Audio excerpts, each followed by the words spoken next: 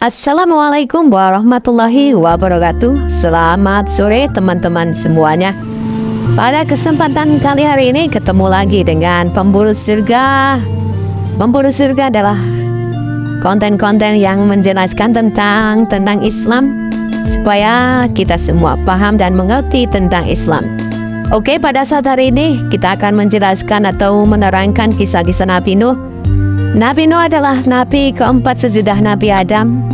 Ia keturunan ke-9 dari Nabi Adam alaihi salam.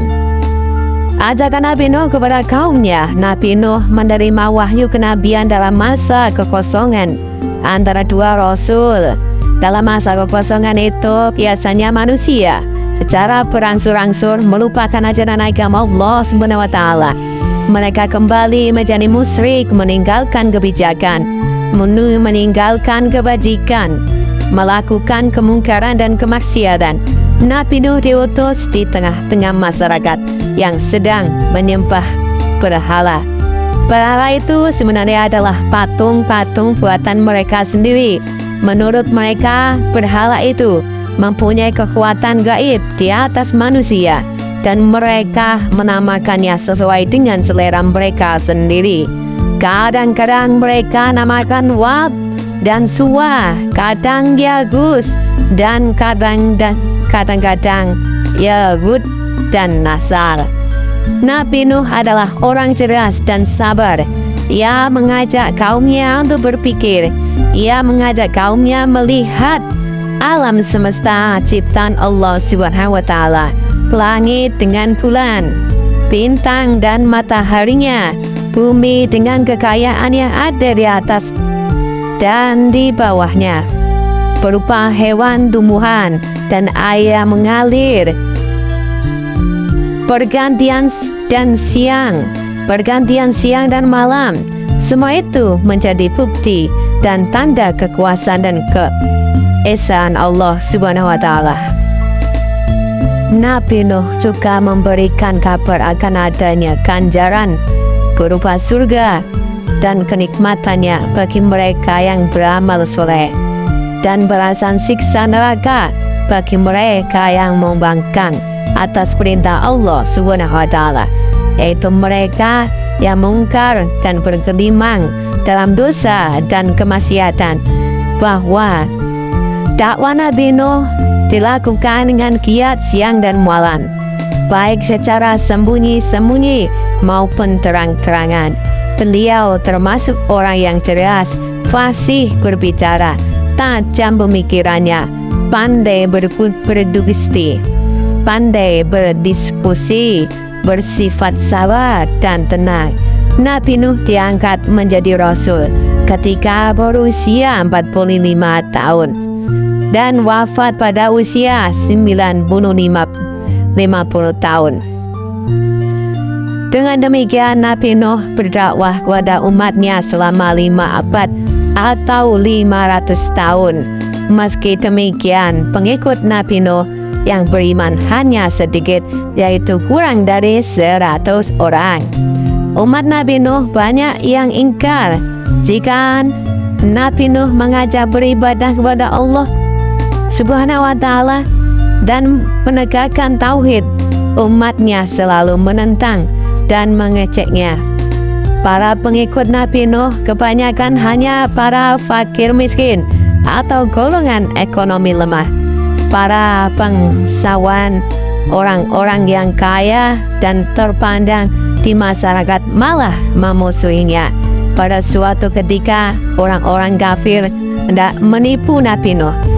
Mereka mengatakan bersedia mengikuti Nabi Nuh asalkan Nabi Nuh mau mengusir para pengikutnya yang terdiri dari orang-orang miskin. Namun Nabi Nuh dengan tegas menolak permintaan orang-orang kaya. Namun Nabi Nuh dengan tegas menolak permintaan orang-orang kaya itu. Kecerdasan dan kefasihan Nabi Nuh mengalahkan segala hujah orang-orang kafir. Akhirnya orang-orang kafir itu jengkel dan menentang Nabi Nuh. Mereka berkata, "Hai Nuh, sesungguhnya kamu telah membantah dengan kami dan kamu telah memperpanjang bantahanmu terhadap kami. Maka datangkanlah kepada kami azab yang kamu ancamkan kepada kami jika kamu termasuk orang-orang yang benar." Nabi Nuh menjawab, "Hanya Allah Subhanahu wa Ta'ala yang akan mendatangkan azab itu kepadamu jika Dia menghendaki, dan kamu sekali-kali tidak akan dapat melepaskan diri. Tidaklah bermanfaat nasihatku kepadamu jika Allah ternyata hendak menyesatkanmu. Dia adalah Tuhanmu, dan kepadanya lah kamu dikembalikan." Demikian keterlaluannya kaum Nabi Nuh itu mengingkari ajaran Tuhan, ajaran Allah Subhanahu wa Ta'ala.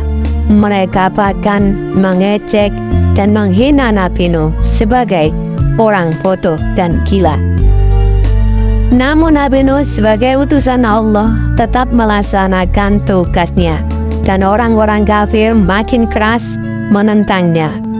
Mereka bahkan mengancam Nabi Nuh, "Sungguh jika kamu tidak mau berhenti berdakwah," kata mereka, "maka kami akan meranjammu beramai-ramai." Nabi Nuh berputus asa dari kaumnya. Setelah dakwah yang disampaikan menemui jalan buntu dan pengikutnya tidak bertambah, maka Nabi Nuh mengadukan kaumnya itu kepada Tuhan, kepada Allah Subhanahu wa Ta'ala. Nabi Nuh berdoa, "Ya Tuhanku, janganlah Engkau biarkan seorang pun di antara orang-orang kafir itu tinggal di atas permukaan bumi. Sesungguhnya jika Engkau biarkan mereka tinggal, niscaya mereka akan menyesatkan hamba-hambamu, dan mereka tidak akan melahirkan selain anak-anak yang berbuat maksiat lagi, sangat kafir." Allah Subhanahu wa Ta'ala mengabulkan doa Nabi Nuh.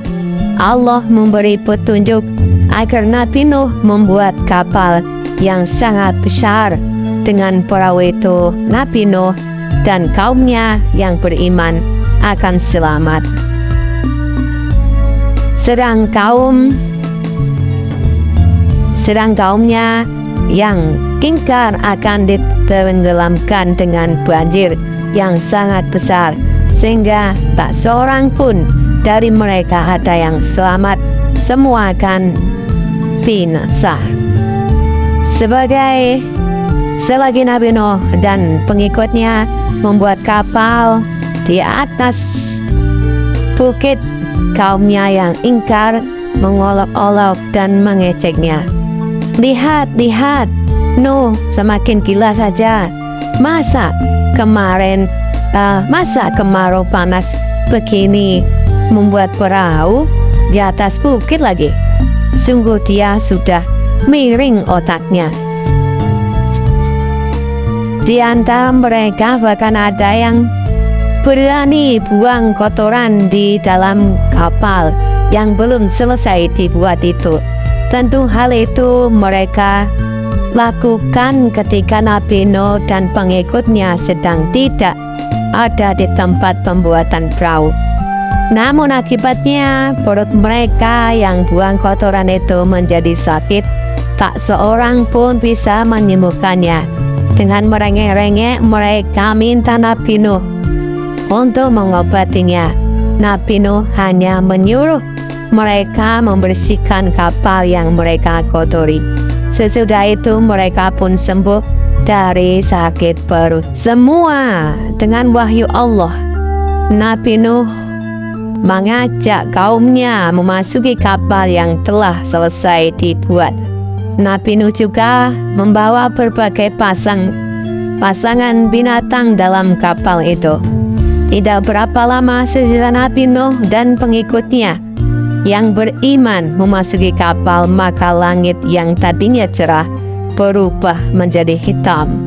Mendung tampak tebal sekali, diiringi angin yang kencang yang mulai berhembusan.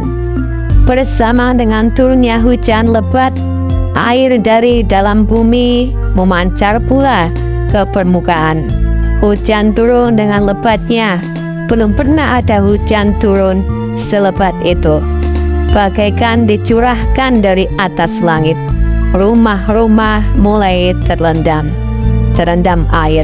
Angin kencang dan badai menambah kepanikan semua orang.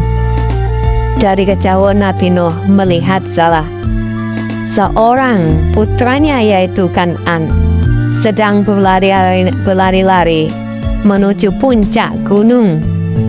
Nabi Nuh memang memanggil anaknya itu, "Hai anakku, kemarilah, naiklah ke kapalku, maka kau akan selamat." "Tidak, aku akan berlari ke atas bukit sana. Aku pasti akan selamat."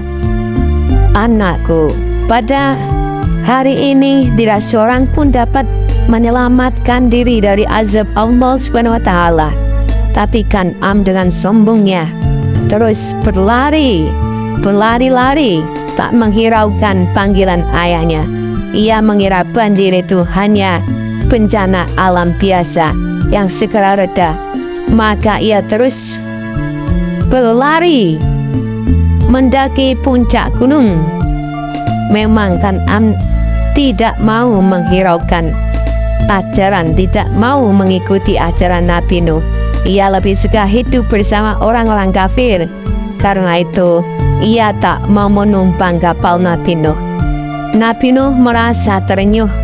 Bagaimanapun Kan'an adalah putranya sendiri, maka ia berdoa kepada Allah agar Kan'an diselamatkan. Namun Allah menolak permintaan Nabi Nuh. Sebagai Kan'an itu, walaupun putra Nabi Nuh sendiri, ia anak yang durhaka, tidak mau beriman. Berdasarkan suatu riwayat, kapal yang membawa Nabi Nuh dan para pengikutnya itu berlayar selama 40 hari. Sesudah itu banjir mereda dan Nabi Nuh diperintahkan turun dari kapalnya. Dengan demikian binasahlah orang-orang kafir yang menentang Nabi Nuh. Hanya para pengikut Nabi Nuh yang hidup dan menempati bumi sebagai penghuninya. Demikian cerita ataupun kisah Nabi Nuh. Semoga kisah ini bermanfaat bagi semua yang melihat dan yang melihat.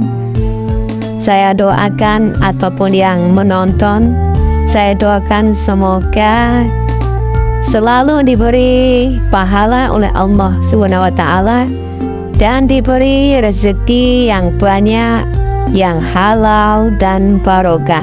Semoga yang belum subscribe, silakan subscribe dulu, di like dan di komen